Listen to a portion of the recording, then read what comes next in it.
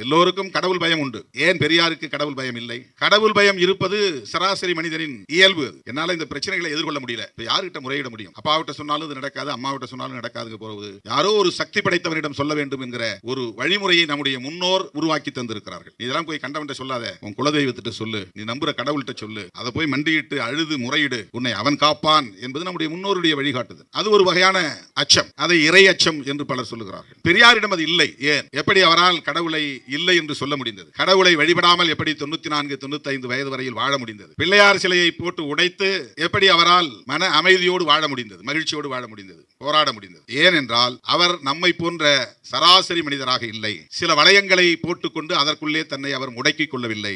அதை தாண்டி நிற்கிறார். சமூகத்தில் நிலவுகிற பாகுபாடுகளை களைந்தெறிய வேண்டும் என்கிற பார்வை அவரிடத்திலே மேலோங்கி இருக்கிறது. பெரியாரை இப்படி புரிந்து கொண்டதால் தான் இன்றைக்கு அமெரிக்காவில் இருக்கிற குருமூர்த்தி நம்முடைய குருமூர்த்தியாக இருக்கிறார். அவர் பெரியாரின் குருமூர்த்தியாக இருக்கிறார்.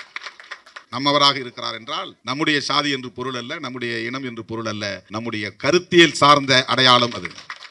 பெரியாரியம் என்கிற கருத்தியல் சார்ந்த அடையாளம். அவரவருக்கு அவரவர் நம்பிக்கை. அதிலே நாம் யாரும் குறுக்கீடு செய்யவில்லை. ஒருவருக்கு அல்லாஹ் மீது நம்பிக்கை, ஒருவருக்கு இயேசு கிறிஸ்து மீது நம்பிக்கை, ஒருவருக்கு மகாவிஷ்ணுவின் மீது நம்பிக்கை அல்லது சிவன் மீது நம்பிக்கை. அது அவரவருடைய நம்பிக்கை. எந்த ஒரு தனி மனிதரின் நம்பிக்கைக்குள்ளும் நாம் தலையிடவில்லை. ஆனால் அப்படி நான் கண்டும் காணாமல் கடந்து போக முடியாது என்கிற பொறுப்புணர்ச்சி, ரெஸ்பான்சிபிலிட்டி, அதுதான் பெரியார். எப்ப எக்கேடு கெட்டா கெட்டு போட்டு எவனோ இவனை ஆதிக்கம் செய்யட்டும், எவனோ இவன் உழைப்பை சுரண்டட்டும், இவன் கிடந்து இப்படி உழலட்டும், நமக்கு சேஃபா நம்முடைய வாழ்க்கை பாதுகாப்பா இருக்கு, பொருளாதாரம் இருக்கு, ஒரு ஜாதி கௌரவம் இருக்கு, நாம அப்படியே வாழ்ந்து போகும் என்று அப்படி கடந்து போகக்கூடியவர் அல்ல பெரியார். நீ அறியாமையில் கிடக்கிறாய் என்று சொல்ல, அதற்கான ஆதாரங்களை காட்ட, அதற்காகவே அவர் வாழ்க்கையை அர்ப்பணித்துக் கொண்டார். நீ இப்படி மூட நம்பிக்கைகளில் கடந்து உழலாதே. யாரோ ஒருவன் உன் மூட நம்பிக்கையை பயன்படுத்தி சுரண்டி பிழைக்கிறான். நீ கொண்டிருக்கிற சாதி உணர்வு இன்னொருவனுக்கு பயன்படுகிறது. நீ கொண்டிருக்கிற மத உணர்வை இன்னொருவன் சுரண்டலுக்கு பயன்படுத்திக் கொள்கிறான். மத உணர்வை தூண்டி விட்டா எல்லாரும் ஒன்னா சேர்ந்துக்குவாங்க, அது நமக்கு பயன் தரும் என்று அவன் இதை பயன்படுத்திக் கொள்கிறான். சாதி உணர்வை தட்டிவிட்டால் இவர்கள் ஒன்று சேருவார்கள், அதில் நாம் குளிர்காயலாம் என்று இன்னொருவன் பயன்படுகிறான். ஆனால் நீ கிடந்த இடத்திலேயே கிடக்கிறாய்.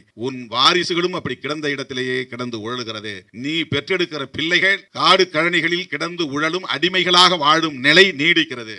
ஆடு மாடுகளை மேய்க்கிற சாணி வாருகிற நிலையில் தொடர்ந்து உன் வாரிசுகளே அதற்காக பிறக்கிற ஒரு சூழல் இருக்கிறது. இதிலிருந்து நீ மீள வேண்டும், நீ விடுதலை பெற வேண்டும். இதை சொல்லுகிற போதுதான் இவன் எதை கண்டு அச்சப்படுகிறானோ அதையே நேரடியாக தாக்குவது. நீ கடவுளுக்கு அச்சப்படுகிறாய், அங்கே ஒன்றுமில்லை, கடவுள் என்ற எதுவும் இல்லை, நீ அச்சப்படாதே என்று அந்த அச்சத்தை போக்குவதற்காக கடவுள் இல்லை என்று சொன்னார்.